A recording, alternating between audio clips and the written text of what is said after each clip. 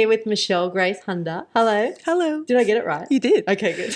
Because my Instagram name is Michelle G. Hunder, because you actually can't fit Michelle Grace Hunder. So some people think they'll just say Michelle G. Hunder or they'll say Michelle Gunder. Do you get Hunter? Hunter sometimes, yeah. Yeah. Sure. Okay, I want to clear up a rumor. Oh, God. There's a rumor that you live in your studio. Oh, my God. So I want to clear this up. Yes, I do not live in my studio. But I don't know how many people have been saying that we live in our studio. I don't know. I think it's because where my husband and I live and our studio, they're both 3-story buildings and they both have staircases on the same side. And I think if people have seen like videos or whatever, it does sort of feel like, and I guess we decorate sort of you know, it's got the same vibe because it's like. And it feels like a home when you walk in. When people walk in, they go, "Is this a house?" And we're like, "No." Feels like it though. That's so funny when you said that to me. That when I picked you up yesterday, they're like, "Oh, you live at your studio," and I'm like, "No," because I thought that I was told that. So we I was spend a lot of time at the studio, but we actually don't live here. We have another house. Well, thank you for being here today, or me being here, I should say. Yeah, you're in our home studio. Thank you for spending your time with me. No worries. This podcast is called Mac and Cheese. I know. I'm so excited about it. And I've seen the promo shot and I love it. Oh, good. I want to talk to creatives about being creative. Cool. I think it's something that would have been cool for me. Mm-hmm. And there's still, I mean, we're always learning, right? So there's so many things that I want to learn and like get to know people, and then, you know, it just I think will help me even on my creative journey. Absolutely. Isn't that why people do podcasts? It's like to learn from other people. It's like the best reason to do that. Yeah. So can you tell people that might not know you who you are and what you do and all that kind of stuff? I mean, doesn't everyone? No, I'm kidding. Yeah. Yes. I'm actually joking. So I've been shooting in the music industry for about 15 years now, which is why I make that joke. I just feel like I'm part of the furniture. I've been around for so long. But I predominantly started in the hip hop scene back in sort of 2011, 2012. I came up at a time where friends of mine were sort of, you know, rappers, Briggs probably being the one that springs to mind because he's from my hometown. We grew up together. He was rapping and I started just following him around with a camera and just really fell in love with hip hop and the scene that was happening in Melbourne specifically because I didn't know, I was so ignorant to the scene and I was like, oh my God, there's so many amazing people making music, and I just immersed myself with what was happening here, and then I started a portrait project in 2012, sort of just as a way of getting to know these really cool people. I was like, oh, I want to work with them, so I'll start this portrait project, and that ended up being a 2-year project that I turned into a book, which came out in 2014. So we just celebrated the 10-year anniversary, which is crazy. And then after that project, I moved into another really major project called Her Sound, Her Story, which was like a 4-year multimedia. It was photos, documentary and performance sort of series that sort of wrapped up in 2018. And then since then I've been, I guess, most known for probably my work with Rule. I've been working with Rule since he was 13 and on his creative team. What? And responsible. How old is he now?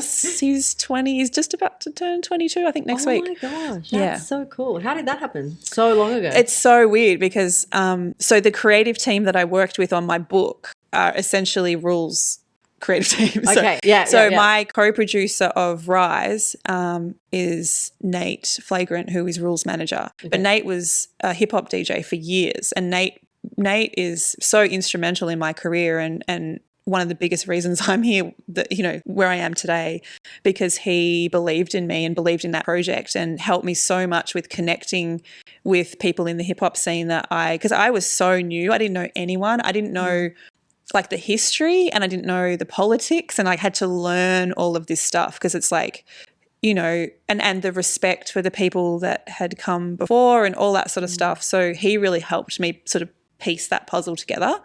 It's kind of like a game changer when there's someone that, when you find someone like that, game changer. Total game changer. I feel like that's such an important thing as an artist and a creative, that we have the people that back us. And that's someone that goes, 100%. hey, let me help you. And that I believe in you and I see something in you. Yes. You know what I mean? I think that is like, that's sort of something I try and do now with mentoring is like really take people under my wing and go, I believe, like you've got something really special. I believe in you sort of thing. Because it changed my life to have someone doing that, if that makes sense.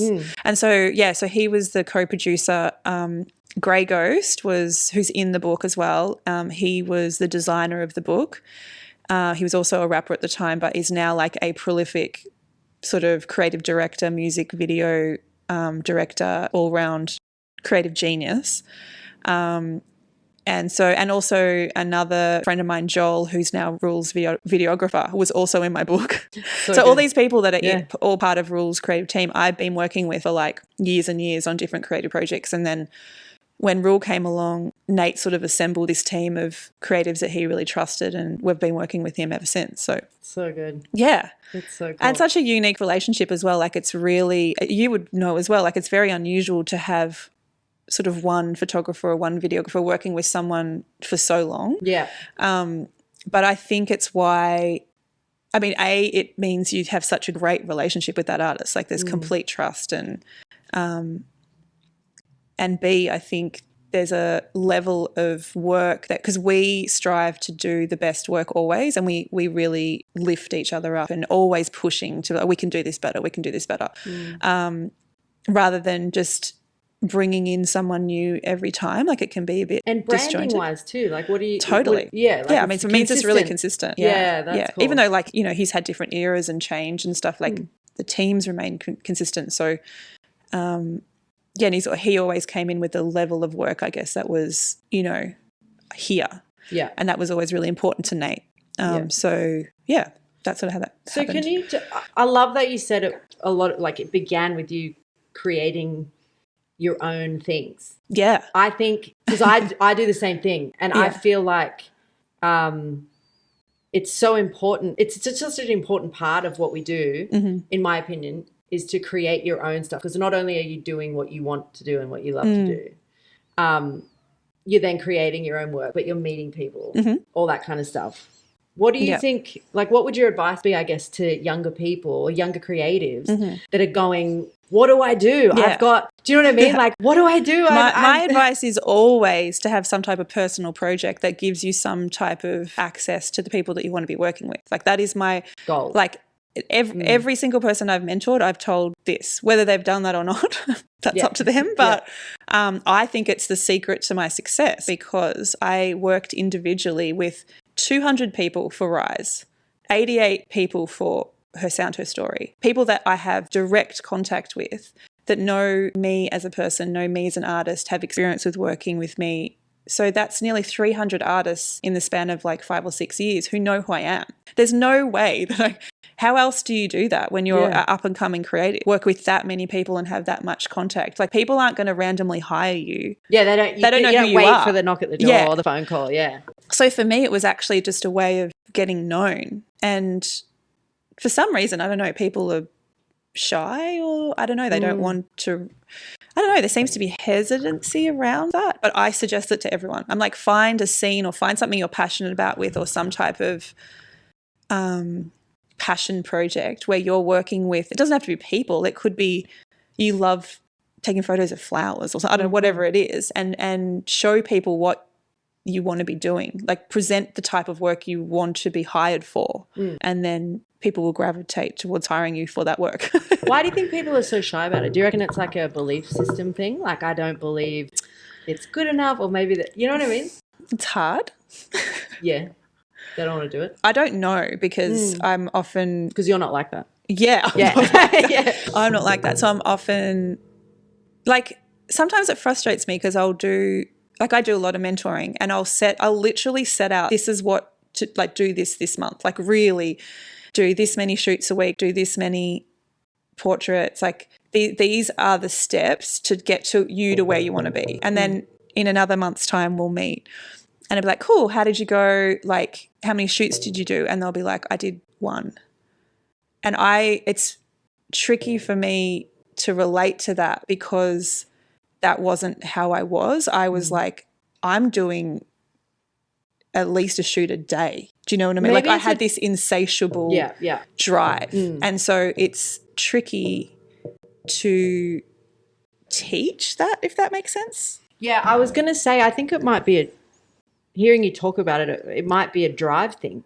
I guess what I'm trying to find out now, how do I spark the drive? Do you know what I mean? Because I want everyone to be successful. I'm so passionate because I hear all the time, oh, there's no money in music photography and no bands don't pay. And I'm like, no, that's not true. Like, I feel like I'm a testament. Live this. I feel like I'm a testament to people will pay you for photographs. I don't think that's the issue. So I'm trying now to find what's the thing what's the block, you know, because, I don't know. It's hard to know because I really am passionate about wanting to help as much as I can. And I'm trying to go, okay, this is the path forward, but I'm constantly and like, don't get me wrong, some people are amazing. Some people come back and they're like, I did 20 shoots this month. And I'm like, yes, you know, and then then you put so much more effort into the people that are doing that with the drive and, you know, you want to help them more because they've got it, you know? Yeah.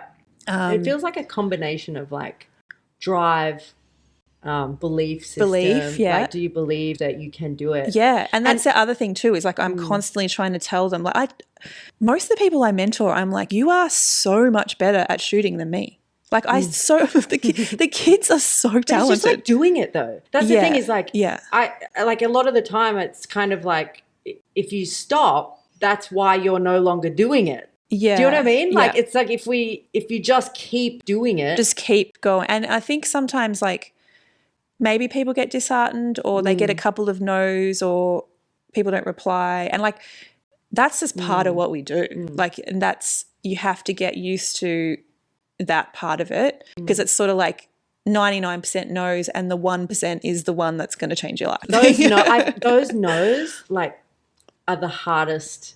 Or like don't hear. Yeah, most of it is actually you don't hear. Yeah. Like, but that still happens. That knocks you because that knocks me for sure. Like I get it as well. Like I pitch stuff all the time. You don't hear anything. You're like, okay, you could have like replied. Yeah, that's actually I think good to talk about is that you pitch stuff all the time and then it's not always a yes, even for you. Like that, I talk about that because I think that's really good for people to hear. Don't hear anything. Like, it's not like you get to a level and then, you know, obviously it's more yeses, but there still is I get frustrated now because I feel like there's so many no replies, and that to me. That's just rude. I find it just find it rude. I do as well. So I mean, whoever emails me, I will always. Doesn't matter if someone wants to intern or they want whatever. Like, I always reply, even if I'm at capacity or I can't or whatever. Just so when I'm pitching stuff or I have an idea or whatever, like, to not hear back. But I don't really let it bother me. I don't know. Okay, that's so good though. How do you do that? Because I'm like a little bit. When I get a no, I'm like, I'm a piece of shit. No, you definitely have that moment where you're like, sorry, this is like, I'm playing guitar here. Yeah. You definitely have that moment where you're like, oh. Yeah, it burns because it feels like it's the rejection feeling. Yeah. And to get back up from rejection is so hard. It is. But I guess I'm kind of like, the way that I frame it is everyone's busy. It's not personal because it isn't. That's the bit that I think it's not personal. It's just like it's not right for whatever they're wanting or whatever. Yeah. I'm lucky that I'm not relying. Like the work is really consistent, and I'm not relying on me having to outreach a lot, actually, really at all. But you know, it's that time where you have like. Oh no, you go for a grant, and like that happens probably more often where I'm like really excited about an idea, and then like I just got knocked back for one recently. I was like, this is such a good idea. No one's thought of it, and then you're like, wow, okay, what were they when they were like? But like 1 million people are applying for grants with the brilliant ideas. So you know, you have a moment of that sucks, but like my husband's really good at reframing stuff in my head if I get a little bit negative too. And I think having that person that can be like, you know, just keep it moving forward, there'll be something else, all that sort of stuff. I have that too. I'm very lucky in that regard. Yeah, I think that's very important. Totally. Yeah. And another thing that's like more frequent now is like when you're approached to quote for a bigger job and that, you know, they'll be like, well, there's other, you know, 4 or 5 other photographers in the mix. And you're like, shit. And the thing is, like, mostly that stuff doesn't come down to quote either. Like, it's really about what, yeah. But, you know, often that's who's the right fit for the job. And so that can feel a bit like, or if it's people that you know that are going for it as well. Oh, yeah, that would be really hard. I'd be the worst. I'd be like, you take it. I've never used it. Are you really? You're like, I want it. I'm competitive with myself. Do you know what I mean? Not with other people. Like, I'm not like, I'm going to get it over you, but like I feel like I will do a really good job. Do you know what I mean? Yeah. I don't feel competitive with anyone actually except for myself. I think a lot of people, we've got so much talent in this industry, and there's people that, you know, just do amazing work. And a lot of the people that I think that are sort of on my level do such different work than me that it's not even slightly competitive because it's so different. Yeah, so different, yeah. So we're not even in the same stratosphere. Like, it's like, you know, if you want really incredible, artistic, out of this world stuff, you go to GG. You know? Yeah. So, yeah, like, I know people have said, you know, do you feel competitive with? I just don't, like. Yeah, and I think that, like, and they're your friends too. It's kind of, yeah, totally. And kind of like what we were talking about before is people first. People for first, me, yeah, 100%. and for you, and for, you know, I think that's. I think we need that more, and I think it's. I don't know. I just think that's so important. I genuinely try to be friends with as many people as I can. Like, a genuine. Yeah. People that I connect with and have.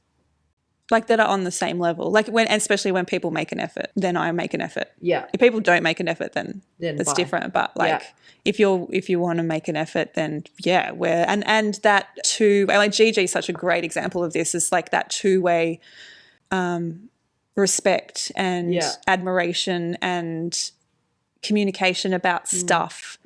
Oh shit, we've got this problem, or like, we call each other all the time about stuff. So good. Yeah. That I think is so helpful too. Find your people. So helpful. Find your people. Yeah. The people that you love and that you trust, and that you care about each other and care about each other's work. Yeah. And champion each other, share each other's stuff. Yeah. Like, there's actually not that many people that do that.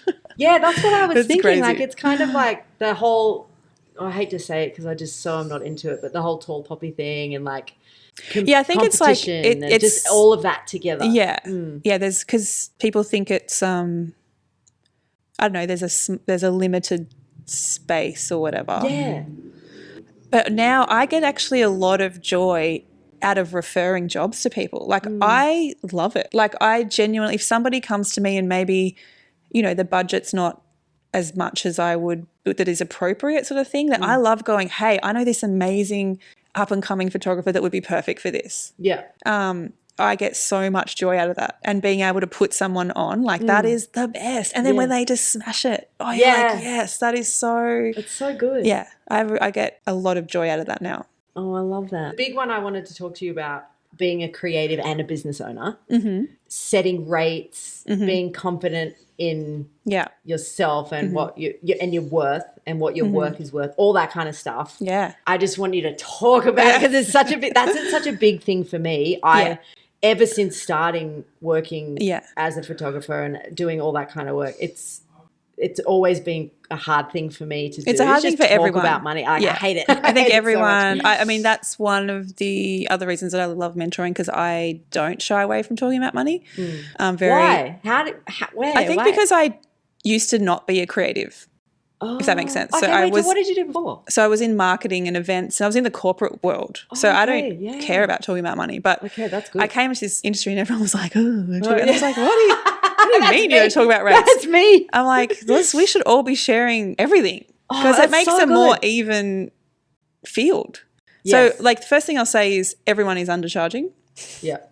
Everyone raise your rates. Do you think that's because of the nature of phones and – because No, because creatives undervalue themselves, period. I don't think it's the nature. I have to say this. There was one time where I quoted someone, this is when I lived in the States, and I quoted them, and it wasn't even that much. And they were like, oh, that's a bit expensive. I'll just use my phone. Yeah, cool. I'm like, sweet. Yeah, and fully. I was like, you go and do that. Literally. It's going to be junk. No issues with people saying that I'm too expensive. I'm like, thank you.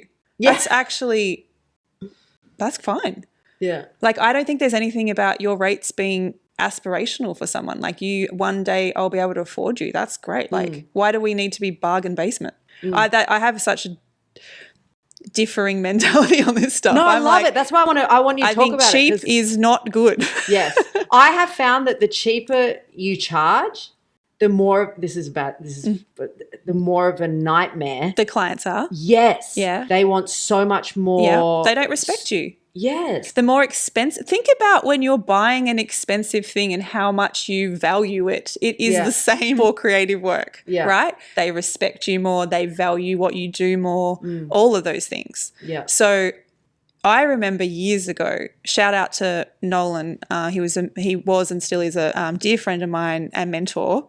And years ago I was like drowning in work and like nearly collapsing. I was so busy. And he's like, you need to raise your rates. He's like, if you're like this busy and like raise your rates, get into another bracket, you'll have some breathing space. When you get to that thing, do it again. And I just kept doing that until you get to a point where you're getting more no's than yeses. And then you're like, okay, maybe I'm maybe out of the little bracket here. Do you know what I mean? Like you just keep testing the water. And we don't have any industry standards. So we're just making shit up as we go, right? Which again, I don't love that. I wish there was more standard rates because it would make for a more even sort of playing field and more overall respect for what we do as an industry. But what happens is younger people come in desperate for work. And I did this too. So it's not, I'm not shading people that do this because this is what happens. And you're charging just not enough. And everyone then expects that's what photography is worth. Yeah. And, you know, if you speak to the people that, like I've got legend photographers that are, long-term mentors of mine that are in their 60s and 70s that have told me they used to, this is back in the 90s and stuff. Obviously everything has changed. But, you know, they were being paid $50,000, $100,000 for a press shot shoot back in the day. That's how much photography was valued. Yeah. We've come such a long way, but it's on us to keep the value in our craft. We can't get upset when people don't see the value because some other photographer charged $50. Like we have a collective responsibility of the value of the art. We all do. And this is why I'm really passionate about this because I'm like, every time you take a cheaper rate, that's going to affect you later on. Yeah. You have to think about that. That client will always think you're at that rate. You're not going to be able to raise your rates. It's not going to be like, oh, can you pay me? No. They're going to be like, no, I got you for that last time. So what? So that's what people often think, I'll get in with that person. And that rarely happens. So you can raise your rates with the same client. Like that's go to someone else. Yeah, let's go to another person that's cheaper. And then it's like, it's a race to the bottom. It's like that's what they want to pay. Yeah, exactly. A race to the bottom. Yeah. Do we want to be the cheapest photographer in town? No. No, thank you. And the other thing they'll say is like, every time you sign a shitty contract that is like a rights grab, which is very common in this industry now. Yeah. Tell everyone what that is. Like, can you explain it? Yeah, right. So a rights grab contract is literally a contract that is taking your right. So as a photographer, when you click the button, you own the IP or the copyright to that image unless you sign it over to someone. Yep. There are exceptions in family photography and wedding photography in Australia. But we don't work, like we're not in that field. So in what we do, that is the case. So live music, portrait, press shots, all that sort of stuff. We own the copyright. What will often happen, especially with labels, is they'll want to own the copyright and they won't want to pay for what that is worth. So that's a constant struggle with us at the moment, is that younger photographers don't understand the value and they'll sign away their copyright. And that affects everyone in this industry. Every single person who is a photographer, that affects you long term. That means that if you are trying to do an exhibition of your work, maybe you want to sell some fine art prints of work, you won't be able to because you don't own your work. Yeah. It's like owning your music. It's the same sort of thing. Yeah. And sometimes too, like you're not even allowed to then post it and use it in your own portfolio. Yeah. I mean, if you sign away the rights to your work, no. So your contract should always stipulate, even if you do sell, there are very limited circumstances where I will sell maybe an image or a few images from a shoot if the value if they come correct, you know. How do you price that? Because someone told me once you double what you charge. You triple it, actually. Okay. Actually, it's 3 to 5 times what you charge is what copyright is worth. So you have to make a value estimate in your head. But 3 to 5 is industry standard. Okay. Double's not enough. Yeah. I mean, obviously it depends on how much they paid in the first instance as well. Yeah. So if you got a decent rate at the first instance, maybe double is appropriate. But if not, So usually for me it's triple. And I won't sell the whole shoot. I'll only sell the selects. So the rest of the outtakes are my intellectual property still. Yeah. But again, what's your reason for that? Like, why do you do again, that? So like I think I speak to my photographer friends that are in their 50s and 60s and are doing worldwide exhibitions of their work.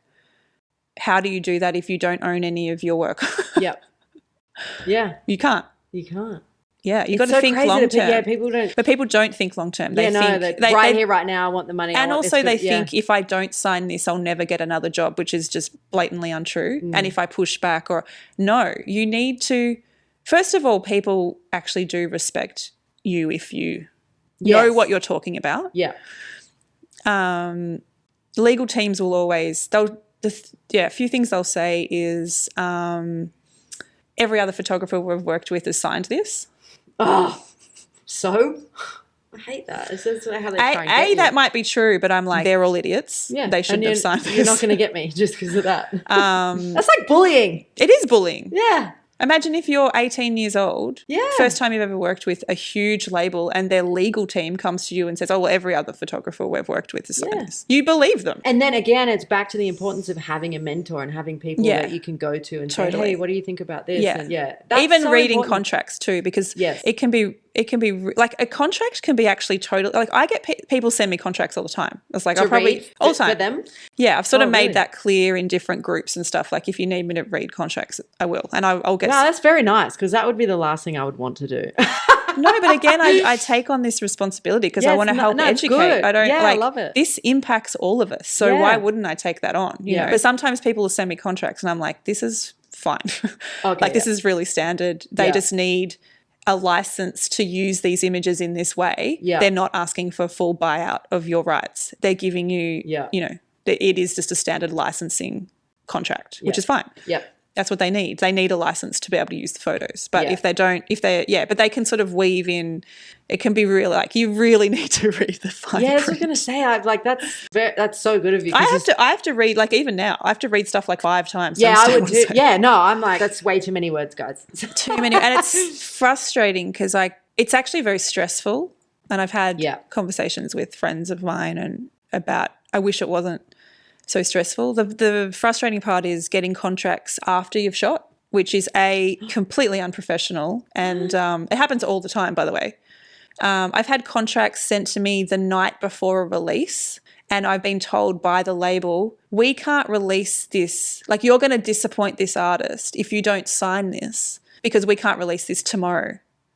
And I'm like, and I'm friends with the artist. So that then you're emotionally manipulating me to do something that's not in my best interest because I don't want to stop a release of something. You know what I mean? That's wild. And then the contract's shit. What did you do? Like, what do you do? So I ended up, I think what I did in that instance was I said, I'll sign the contract for the image you're talking about tomorrow, but you need to send me for the rest of the shoot because I'm not signed. And it was because it was like a buyout situation, but they weren't paying me what was appropriate for that. So I'm like, I'm not going to stop. Obviously, I'm not going to stop this because this person means a lot to me. Like that's the thing is you have great friendships with the people that you work with. I'm like, I'm not going to ruin their rollout. Yeah. But that's so unprofessional that you sent me the contract 3 weeks after the shoot, by the way. Oh, God. So like this is... I mean, this is all the unspoken stuff that no one talks about. And I'm like, I'll talk about it. Why aren't we talking about this? Yeah, no. This is like, we all need to know that this is happening. Yeah. Artists, by the way, don't even know this is happening. Yeah, that's right. They're like in the dark. Yeah. So they don't know this is happening on their behalf, Oh, so it's like, Okay, tell me more things. What else can I tell you? I'm loving like just listening to. Okay. I don't know. Like I've been threatened. I was blacklisted from one label because I pushed back on contracts so hard for I think it was like, gosh, must have been 5 or 6 years. I was told well, no, we don't use her because she doesn't sign our contract. And then I ended up, the only way I got back in was artists were requesting me direct, and then we had to like. But that's what I mean is like they've got, they have the power to do that, I guess. Luckily for me, it doesn't affect my business. Like I'm still busy and whatever, but like it's disappointing. Yeah. Because I'm only trying to I don't want to screw the labels over, and I don't want to screw the artists over. I just want to be fair. Yeah. I want to protect me. Yeah. I want to come out with an arrangement that is okay for everyone, not a one-sided arrangement that's only good for the label. Yeah, of course. Do you know what I mean? Gosh. Yes. So that's, yeah. Oh. So I'm pretty like it can be very stressful. Yeah. Like I don't want this to come across like, no, it's actually very stressful. And I've like had lots of situations where I've been in tears or really frustrated about stuff. Because again, I don't want it to affect the artist if there's a release coming out. But I just think we can't be bullied into agreements that don't serve us. And unfortunately, so many people are. So it is becoming more industry standard just for people to sign stuff that they're not being paid for. They're not being paid to buy out their intellectual property. It's just not, they're not getting the rates they should be for what that is worth. Yeah. And probably even for shoots themselves. Well, yeah. Now it's been like that forever. Yeah. So, but how does it change? Like, I think it's hard because the whole industry's changed, right? So when CD sales and everything, streaming, like there was just less money. Yeah. So like I understand it from like, I'm not stupid. I understand from a business perspective why budgets have got smaller and all that sort of stuff. Like, I choose to work in this industry for a lot less money that I know I could be working in the commercial world or whatever, because I love this industry and I love the artists that I work with. I'm really passionate about working with musicians. Like it genuinely feeds my soul. Yeah. I love working with up and coming artists. I love seeing their success and all that. It's just the stuff, the contractual stuff, the gross that always makes you just like, ugh. Yeah, it's almost like, oh, can't we just work with the artists and not have to deal with. Oh my God, that would be the dream. Because like then it's like nobody ever has issues with what the licensing is then. Because I'm also very, open with like, and people that have worked with me know this. Like I'll just be like, someone says, oh, do you, can I use this for something? And I'll be like, just use it. It's fine. Do you know what I mean? Like I'm not this like. Yeah, no, I'm like that too. I'm like, not, but if there's a hard ass like label that's going to be like that, then you sort of get your back up. It's like if we had this more respectful environment, then of course you're going to be like, it's fine. But you get this like 40-page contract that says you don't own anything ever and for, it kind the universe in perpetuity. Yeah. It feels like disrespectful in a way. It is disrespectful. Yeah, I actually get really offended by it. I'm just like, I think I've worked really hard and I think I am owed some respect. Yes. Like I'm not just somebody that's floating in. And I think that's one of the biggest frustrations for me is how photographers are treated in this industry. We are treated like the last thought. We're expected to do everything in record time. Yeah. We're treated and then paid mostly appallingly. We're never offered a seat at the table when it comes to like, awards and my dog is snoring. Like, we should probably say that the dog is here. Yeah, just in case you can hear that. Yeah. So cute. Like constantly having to fight for your space, Yeah. I feel like I could chat all day. Yeah. So we should probably we'll do like, do you listen to Lex Friedman? No. Oh, he does like 8-hour podcasts. Yeah. That would be me. 8-hour podcast. We would have to have like so many pee breaks. I know. I'm already needing a pee break. Same. Do you ever watch the Actors Studio? Yeah, I think I saw some of the back in the day. Back in the day, yeah. So you'll probably remember then when James Lipton did the questionnaire at the end of every interview. Yeah. I love it so much. It was like my favorite. I love that show because my background was acting. I did that. Oh, okay. So he pinched it from a French journalist. Oh, and you're pinching it from him. I'm pinching it from him because the creative circle of life. Yeah, this is what but I'll give full credit. Like it's I love that. I'm pinching it, but whatever. It's mine now. It's yours now. Okay, so it's like speed fire. Like okay, cool. Go. Rapid fire. Oh yeah, what did I say? Speed something. Idiot. Okay, ready? Yep. What's your favorite word? Vibe. Yeah. What's your least favorite word? Panties. Oh, it's the worst! Oh my god, that's such a good answer. Oh, like who even uses that? Americans. Word? It's so American. That's so American. Yeah. So my answer is always like moist. Moist. I mean, they're in the same they are world. Yeah, that's the closest. Like moist panties. I need a shower now. Okay. Oh, that's funny. Oh no, not next to. You can't use them together. Fuck. Okay. Oh, holy shit. Okay. What turns you on? Connection with people is like the best. When you really connect with someone and it's just like, like that. We just click. I fucking love that shit. So good. What turns you off? Negative vibes. Yeah. Downers. Yeah. Negative. Actually, just negative people in general that are just like only see bad or the worst of situations is just like a real downer. What's your favorite curse word? Definitely fuck. But I'm a big, sorry mum, but potty mouth. I do love dropping a C-bomb, but only like generally when I'm in America just to really shock people. Yeah, they can't handle it. One of my friends, Alias, shout out Alias, who loves putting on an Aussie accent, but whenever we see each other, we're like, oh, you can't. Especially coming from a woman. Oh, it's like so jarring. Yeah, I love it. Like people get so offended. I love but then so it's like it's a term of endearment. Like, it is. It can be used in so many ways. Yeah, it's just like leave us alone. That's our culture. Yeah. What sound or noise do you love? I love an 808. A what? What's an 808? Do you listen to Kanye? No.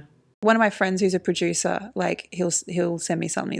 He'll be like, it's got heaps of 808s. You'll love it. So what does it mean? What is it? It's like a fuck. Now the producers are going to be like, that's not what it is. It's like a bassy sound. Okay. That's cool. That's a good answer. That's a very untechnical. All the hip hop people are like going, Jess. And me too. Like, you're a fool. You're an idiot. What is it? I mean, it's like a sound that I like. Yeah, it's a sound. That's good. Okay, what sound or noise do you hate? Oh, okay. I hate any type of repetitive noise. My husband will tell you this. It's like, so if there's a car alarm or any type of alarm that is like piercing and repetitive, it literally like I will lose my mind. Okay, what profession other than your own would you like to attempt? Oh, a musician. What profession would you not like? I don't like cleaning at all. So maybe like a clean. I wouldn't like that. Okay, last question. If heaven exists, what would you like to hear God say when you arrive at the pearly gates? That you created some beautiful art. Thank you so much. Thank you for having me.